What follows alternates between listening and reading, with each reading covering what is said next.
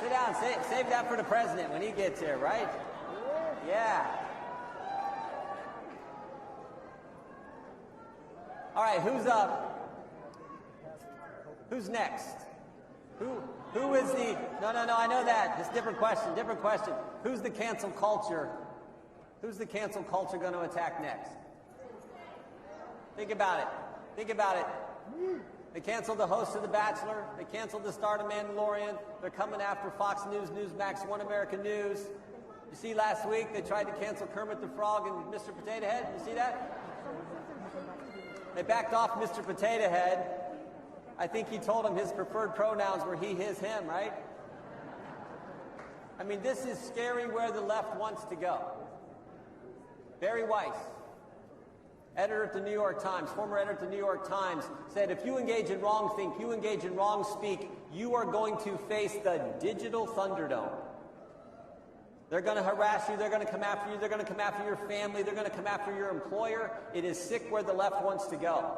What they are doing to the Constitution. Think about the world of sports in just the last year. Drew Brees said you should stand for the national anthem. He had to go into the Thunderdome. James Harden wore a Back the Blue, support the law enforcement mask. He had to go in the Thunderdome.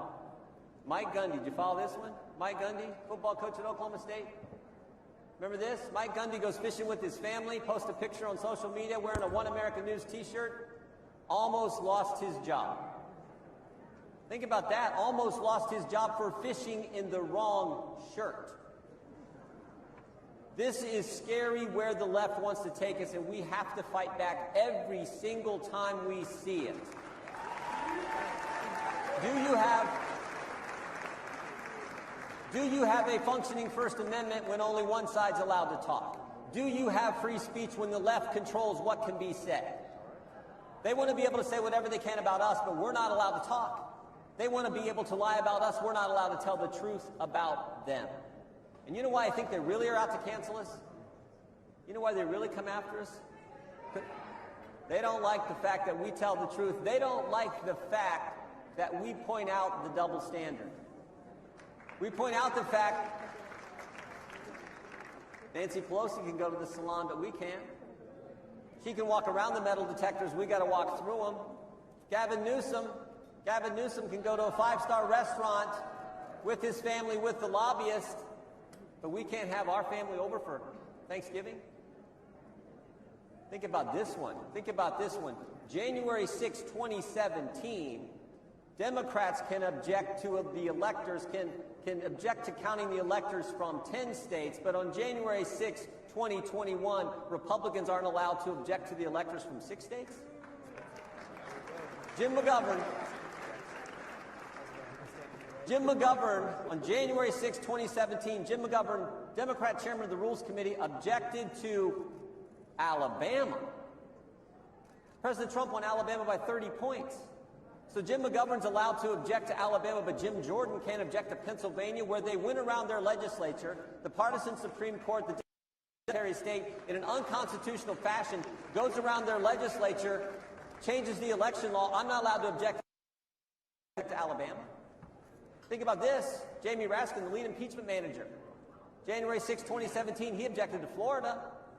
He didn't bring that up during the impeachment debate, did he? Almost over. I only need one more person after you. The best one is Maxine Waters. You remember Maxine Waters. Maxine Waters, the same lady who said if you see anyone in the Trump administration, you create a crowd, you push back on them, you tell them they're not welcome anymore, anywhere. Telling Americans to go to other American citizens who serve in our government and tell them they're not welcome in our country. That Maxine Waters, January 6, 2017, objected to the state of Wyoming. President Trump won Wyoming by 40 points. So the reason the Democrats are so out to cancel us is because they don't like the fact that we tell the truth about them. They like the fact that they can engage in this hypocrisy and this double standard. And who do they want to cancel most? What individual do they want to cancel most? Yeah, the guy who did what he said when he was president of the United States, right? They want to cancel the guy.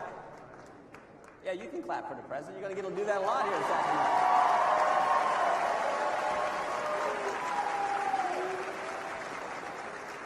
They're obsessed with it. They tried to remove him from office before he got there. They tried to remove him after he'd already left. It's an obsession with the Democrats. They don't like someone who actually came to the town and took on the swamp. They don't like someone who actually comes to that town and fights for all of us. No president, look, I'm getting old now, I'm 57. No president in my lifetime has done more of what they said they would do than President Trump did during his 4 years as our president.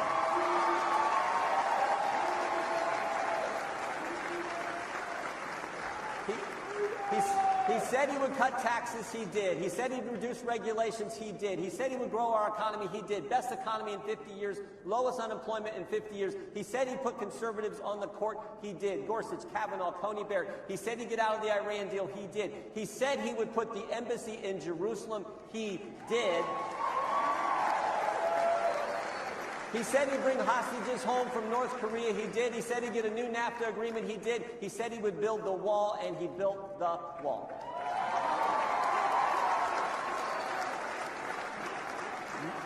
No president has done more of what they told the American people they were going to do than he did. Now, most of the time people go run for office, they say all kinds of wonderful things at election time, get to Washington, and then they give you all kinds of excuses why they can't do what they told you they were going to do. President Trump got there, he says, I'm just going to do it. Because he knows it's we the people that make this country special. People with common sense who work hard. He knows that. He was willing to go fight for us, and that's why the left wants to cancel him. And we can't let it happen. Look, President Trump is the leader of the conservative movement. He's the leader.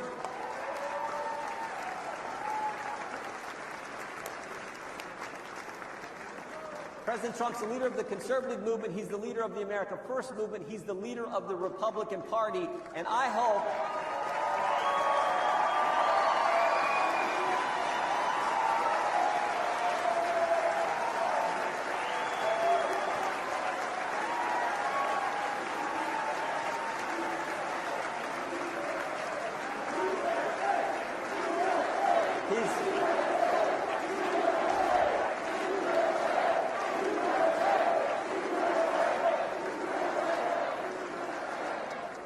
the conservative movement, the leader of the American First movement, the leader of the Republican Party, and I hope on January 20th, 2025, he is once again the leader of our great country. Our charge.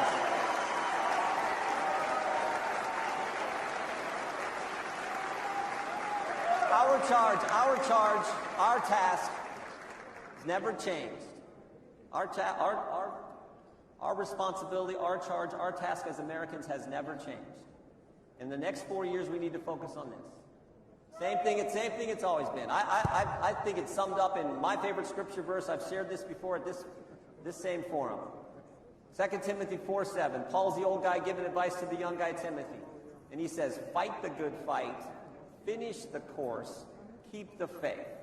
And I tell folks, I love that verse because of the inner. It is a verse, I think, in many ways written for America. We are not timid folk.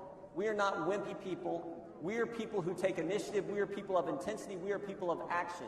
And our charge is what it has always been, to fight for the values and principles that make us the greatest nation ever, to finish the race, to persevere, to never quit, to never give up, and to keep the faith in the blessings God has given this great nation, to keep the faith in the people, we the people of this great country who have common sense, who understand you set goals, you work hard and good things happen, to remember all that and fight for those common sense principles. That is our charge, and if we do that, we will hold off the left's assault on our values, we will hold off the left's assault, the cancel culture mob's assault on our fundamental liberties.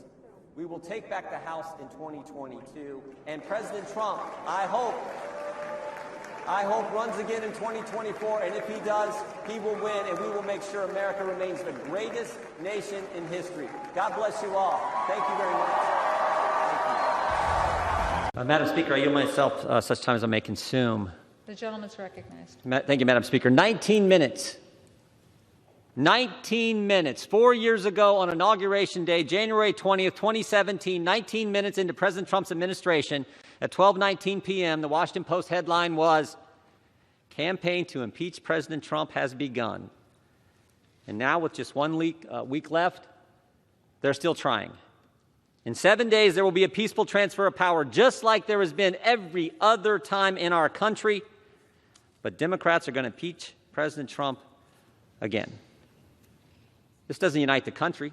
There's no way this helps the nation deal with the tragic and terrible events of last week that we all condemn. And Republicans have been consistent. We've condemned all the violence all the time. We condemned it last summer. We condemned it last week.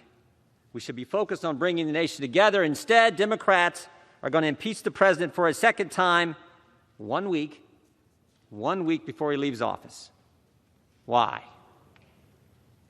Why? Politics and the fact that they want to cancel the president. The president who cut taxes, the president who reduced regulations, the president prior to COVID had the greatest economy, lowest unemployment in 50 years, the president who got us out of the Iran deal, put the embassy in Jerusalem, brought hostages home from North Korea, put 3 great justices on the Supreme Court, gave us a new NAFTA agreement, the Abraham Accords, the COVID vaccine, and who built the wall. It's about politics. This is about getting the President of the United States. They spied on his campaign before he was elected. 19 minutes into his presidency, they started the impeachment push. 3-year Mueller investigation, 19 lawyers, 40 agents, 500 witnesses, 2,500 subpoenas, $40 million to find nothing. Impeachment round 1 based on an anonymous whistleblower with no firsthand knowledge who was biased against the president and who worked for Joe Biden. And now it's impeachment round 2. It's always been about getting the president no matter what. It's an obsession that is now broadened. It's not just about impeachment anymore. It's about canceling, as I've said. Canceling the president and anyone that disagrees with them. The Ayatollah can tweet, the president can't. Democrats can object on January 6, 2017, but Republicans aren't allowed to object on January 6, 2021. Democrats say Antifa is a myth. Republicans condemn all violence all the time. The double standard has to stop. And frankly, the attack on the First Amendment has to stop. And stop and think about it. Do you have a functioning First Amendment when the cancel culture only allows one side to talk? When you can't even have a debate in this country, this great country, the greatest country ever? It needs to stop, because if it continues, it won't just be Republicans who get canceled. It won't just be the President of the United States. The cancel culture will come for us all. Right. America's a great country, the greatest country ever. It seems to me that we need to think about how great the people of this nation really are. Think about what we've accomplished in the past and begin to come together as leaders who represent so many great folks across our districts. Think about this. Think about this. In 1903, in Kitty Hawk, North Carolina, 2 guys fly this thing they called a plane 100 feet. Barely got off the ground. Barely got off the ground. Amazing thing. 44 years later, Chuck Yeager breaks the sound barrier. In 44 years, we go from 2 guys flying a contraption they called a plane a few hundred feet to Chuck Yeager breaking the sound barrier. And 22 years after that, another American steps on the moon. Think about it. In one lifetime, in 66 years, 2 guys flying 100 feet to putting a man on the moon. That's what this country is capable of. That's what we can do. And we, as the Congress who represent the people who did that, should start leading. Should start understanding what really is going on here. So I hope we defeat this. I hope we can begin to come together and recognize the greatness of the American people and focus on the things they want us to focus on. I yield back our time.